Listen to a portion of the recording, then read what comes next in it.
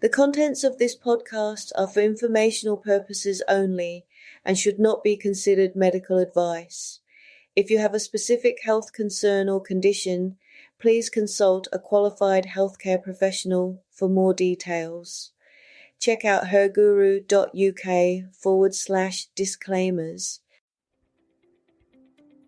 Hi, I'm Cheryl, and this is ABGW, Amazing, Brilliant, Gorgeous, Wonderful, your 5-minute daily reset for the overworked, overtired, and over it. Because every sip, every breath, every tiny step, that's progress, no matter the pace. This episode of ABGW is brought to you by Her Guru Hypnotherapy and Coaching. Her Guru provides mental fitness coaching and hypnotherapy services. You can find out more details by visiting herguru.co.uk. Hello, my amazing, brilliant, gorgeous, wonderful friends. Today, I wanted to talk about reclaiming your domain. Not in the Game of Thrones kind of way. No swords, no dragons required. But in an emotional sense, because when you've been through life's battles, and let's be honest, some of us have survived wars, others know nothing about, it takes courage to stand tall and say, this is my space. I belong here. One of the reasons I do this work, helping people build resilience, confidence, and what I love to call outrageous unconscious joy, is because I didn't have that growing up. My childhood wasn't exactly a Disney film. I would say it was more like a scene from Harry Potter and the Goblet of Fire. The one where the aura's trapped in a cabinet, locked inside another cabinet, inside another and another. Yes, that's what trauma feels like. Layer after layer, locked so deep, you almost forgot it's there. But here's the beautiful part. Those layers do not have to define you. No, sirree, they don't. You can find ways out of that maze. And one of the best tools to help you do that is assertiveness. Yes, I know what you're thinking. Why is she talking about assertiveness? Well, I'm not talking about the kind of assertiveness in the books. No. I'm talking about the way that I would define assertiveness. So let's dive into the 5 ways to reclaim your power with love and not war. So step 1 is identify your boundaries.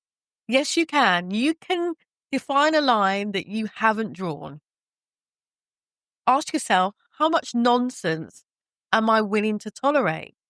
If you're used to swallowing your words just to keep the peace, grab a pen. Come on now, write down your limits, because when you externalize your thoughts, your future self starts listening. Step 2, forgive wisely. Yes, I'm all in for forgiveness. It's healing, it's freeing, but it's not a discount code for repeat offenders, okay? When someone keeps overstepping, it's time to cut ties or at least shorten that leash. Forgiveness should bring peace, not permission for more pain. Step 3, think strategically. Now, for me, assertiveness isn't about shouting the loudest. In fact, I can't stand people who shout the loudest. For me, it's about that calm and beautiful clarity. There's a little acronym I love, ASSA. Alert the person that you like to speak. State your grievances clearly. Sell them the benefits of them changing, really important, and agree on a better way forward. It's diplomacy, baby, not drama. Step 4, reclaim calm. When you finally assert yourself, some people will panic, especially if they've been used to the old, agreeable you. You know, the one back there. They'll try to change the subject, make a joke, or even worse, guilt trip you. You are staying calm. You are staying centered. You're not being difficult.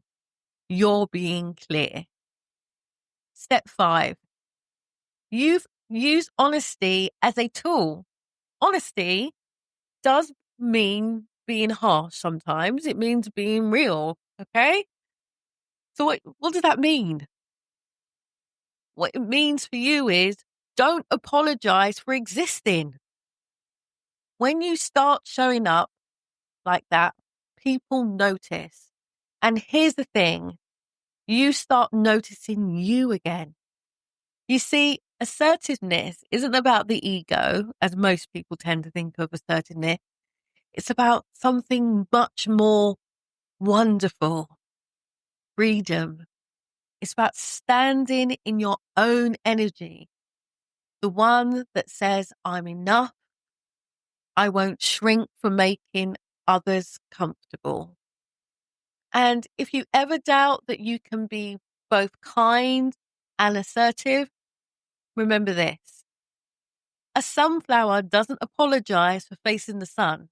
It just grows, y'all, where it's planted, tall, bright, and unapologetically alive. So go ahead, reclaim your dominance or domain today with grace, honesty, and that quiet power that says, I've survived, I've healed, and I am still blooming.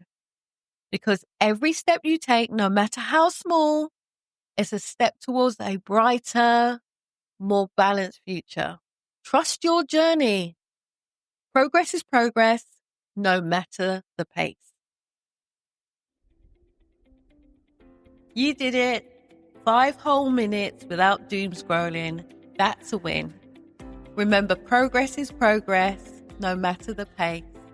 Now, go hydrate, or at least pretend to. Bye for now.